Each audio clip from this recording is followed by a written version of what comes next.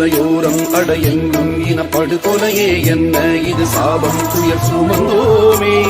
நெஞ்சை பிளந்தாடும் பெரும் சோகத்தின் தொடர்கதையே எங்கள் நிலம் எங்கள் வளம் இழந்தோமே உடல்கள் சீதறி அழிந்த பொழுதும்